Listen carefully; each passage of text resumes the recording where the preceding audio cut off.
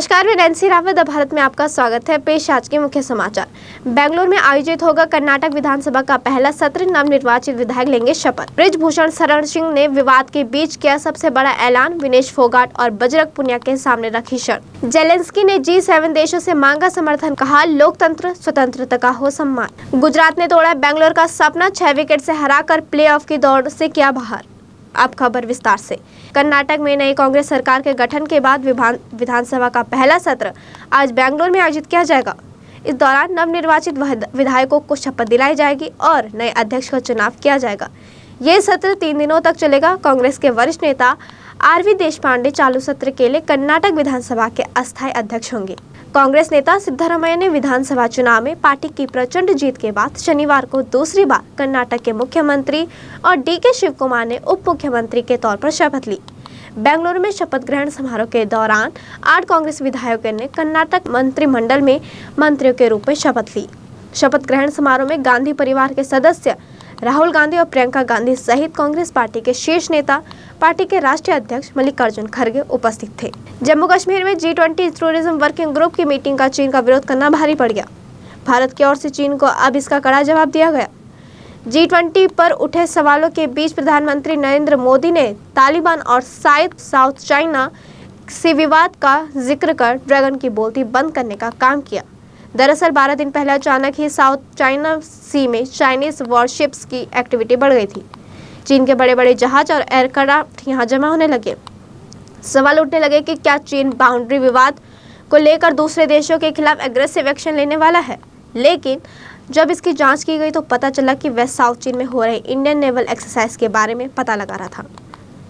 बाजार में मौजूद कुल 2000 रुपए के नोटों का 1/3 भी बैंकों में वापस जाता है तो इससे उसकी जमा राशि और बाजार में नकदी बढ़कर 40,000 करोड़ रुपए से लेकर 1.1 लाख करोड़ के बीच पहुंच सकती है। इतना ही नहीं, रिपोर्ट में इस वक्त इशारा भी किया गया है कि अघोषित आय पर टैक्स से बचने के लिए जितने लोगों ने 2000 रुपए के नोटों में की जमाखोरी की, अब उन्हें गहने खरीदने और रियल एस्टेट सेक्टर में लगा दिया जाएगा। RBI ने यह कहा कि फिलहाल ये गुलाबी नोट लीगल टेंडर यानी वैध रहेंगे, लेकिन लोगों को 30 सितंबर तक इन्हें बैंकों में वापस जमा करना पड़ेगा। उत्तर प्रदेश के गोंडा से बीजेपी के सांसद और भारतीय कुश्ती संघ के अध्यक्ष बृजभूषण शरण सिंह का बयान सामने आया। बृजभूषण शरण सिंह ने अपने फेसबुक अकाउंट पर बयान जारी किया। उन्होंने कहा कि वे अपना नार्को टेस्ट, पॉलीग्राफ टेस्ट या लाई डिटेक्टर टेस्ट कराने के लिए तैयार है, लेकिन शर्त यह है कि विनेश फोगाट और बजरंग पुनिया का भी ये जांच होना चाहिए।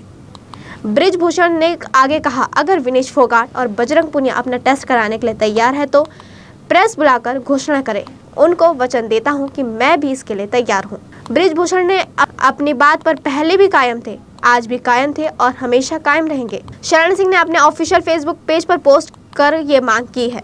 देश में इन दिनों लोग भीषण गर्मी का सामना कर रहे हैं। राजधानी दिल्ली समेत अधिकतर राज्यों में हीट वेव से लोगों की दिक्कतें बढ़ गई।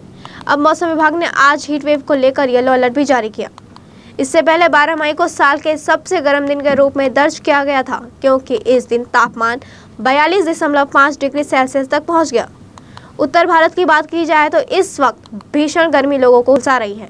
ज्यादातर राज्यों में तापमान भी 40 डिग्री पार कर चुका है। दिल्ली में मौसम विभाग ने येलो अलर्ट भी जारी किया, तो वहीं आने वाले दिनों में झुलसाने वाली गर्मी के लिए तैयार रहने के लिए भी कहा। अब वक्त है छोटे से ब्रेक का, फिर लौटेंगे। ITM हमारा, इसमें बहती ज्ञान की गंगा है, इसमें रहती प्रेम की यमुना है, सिद्धांतों का उच्च हिमालय है, भक्ति सिखाता एक तिरंगा है, गुरुकुल जैसा प्यारा ये ITM हमारा, सच्चे सपनों सा प्यारा ये ITM हमारा, ITM हमारा, ये इंस्टीट्यूट हमारा, सच्चे सपनों सा प्यारा ये ITM हमारा, ITM हमारा, ये इंस्टीट्यूट हमारा, सच्चे सपनों सा प्यारा ये ITM हमारा। ब्रेक के बाद एक बार फिर से खबर में आपका स्वागत है। तालिबान शामिल अफगानिस्तान की वायुसेना का एक हेलीकॉप्टर गश्त लगाने के दौरान दुर्घटनाग्रस्त हो गया। इस हादसे में 2 लोगों की मौत हो गई। अफगानिस्तान के रक्षा विभाग के मुताबिक उत्तरी समंगन प्रांत के पास गश्त करने के दौरान हेलीकॉप्टर क्रैश हो गया, जिसमें हेलीकॉप्टर सवार 2 पायलटों की मौत हो गई। तालिबान के रक्षा विभाग ने इस हादसे की पुष्टि करते हुए बताया कि वायुसेना का MD 530 हेलीकॉप्टर का एक हाई वोल्टेज वाले बिजली के खंभे से टकरा गया। इसकी वजह से हेलीकॉप्टर में कुछ तकनीकी खराबी आ गई और क्रैश होकर गिर पड़ा। यूक्रेन के राष्ट्रपति वोलोदिमीर ज़ेलेंस्की ने कहा कि सभी साझेदारों ने सहयोग का एक स्तर हासिल किया जो यह सुनिश्चित करता है कि लोकतंत्र, अंतर्राष्ट्रीय कानून व स्वतंत्रता सम्मान। हालांकि इसे ज्यादा की जरूरत है। लोकतंत्र व स्वतंत्रता का पूरा सम्मान होना चाहिए। ज़ेलेंस्की ने G7 शिखर सम्मेलन के विशेष सत्र को संबोधित करने के अलावा रविवार को प्रधानमंत्री मोदी समेत अन्य वैश्विक नेताओं से अलग-अलग मुलाकात की और मौजूदा यूक्रेन संकट पर चर्चा की। ज़ेलेंस्की ने ट्वीट किया, हमारे मूल्यों को नजरअंदाज व अपमानित करने के लिए प्रयास हुए, लेकिन ऐसा करना अब असंभव है। अब हमारी शक्ति बढ़ रही है। जो भी लोकतांत्रिक देश के खिलाफ आक्रामकता बढ़ाता है वह प्रतिक्रिया से रूबरू भी होता है। नजीमाबाद कोटद्वार राजमार्ग का निर्माण कार्य जल्द शुरू किया जाएगा। रविवार विधानसभा अध्यक्ष ऋतु खंडूड़ी भूषण ने सभी अनुमति मिलने के बाद भी निर्माण कार्य न होने पर केंद्रीय सड़क परिवहन एवं राजमार्ग मंत्रालय के सचिव अनुराग जैन के साथ बैठक कर नाराजगी जताई। इस पर केंद्रीय सचिव ने विभागीय अधिकारियों को तत्काल काम शुरू करने और जल्द से जल्द पेड़ काटने के आदेश दिए। दिल्ली प्रवास के दौरान विस अध्यक्ष ने केंद्रीय सचिव के साथ बैठक में कोटद्वार विधानसभा क्षेत्र में प्रस्तावित सड़क परियोजना को धरातल पर उतारने पर चर्चा की। उन्होंने केंद्रीय सचिव से निर्माण शुरू करने के लिए अधिकारियों को दिशा निर्देश देने का आग्रह भी किया। विस अध्यक्ष ने कहा कि कोटद्वार बाईपास का निर्माण अति आवश्यक है। प्रदेश सरकार प्राथमिक कृषि सहकारी समितियों के माध्यम से स्वयं सहायता समूह और कृषिएतर कार्यों के किसानों को दिए जाने वाले ब्याज रहित ऋण सीमा बढ़ाई जा रही है। अब तक समूह को 0% ब्याज पर 5 लाख रुपए मिलते हैं, जिसे अब बढ़ाकर 10 लाख रुपए किया जाएगा। वहीं एकल व्यक्ति को मिलने वाले 3 लाख की सीमा को 5 लाख रुपए तक दिए जाएंगे। यह सुविधा अच्छा काम करने वालों को ही मिलेगी।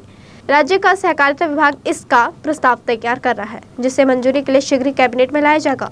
इस संबंध में सहकारिता मंत्री डॉक्टर धन सिंह रावत ने विभागीय अधिकारियों को निर्देश दिए। गुजरात टाइटंस ने रॉयल चैलेंजर्स बेंगलुरु को IPL 2023 के आखिरी मैच में 6 विकेट से हरा दिया। इस हार के साथ ही बेंगलुरु का प्लेऑफ में पहुंचने का सपना टूट गया। गुजरात की जीत से मुंबई इंडियंस प्लेऑफ में पहुंच गई। बेंगलुरु ने पहले बैटिंग करते हुए 198 रनों का लक्ष्य दिया। इसके जवाब में गुजरात ने शुभमन गिल के नाबाद शतक के दम पर 19.1 ओवर में लक्ष्य हासिल कर लिया। गिल से पहले विराट कोहली ने भी नाबाद शतक लगाया। गुजरात की जीत के साथ ही प्लेऑफ की तस्वीर साफ हो गई। सीजन का पहला क्वालिफायर गुजरात टाइटंस और चेन्नई सुपर किंग्स के बीच खेला जाएगा। यह मुकाबला 23 मई को खेला जाएगा। इसके बाद लखनऊ सुपर जायंट्स और मुंबई इंडियंस के बीच एलिमिनेटर मुकाबला खेला जाएगा। यह मैच 24 मई को आयोजित होगा। इसी के साथ आज के समाचार समाप्त हुए। धन्यवाद।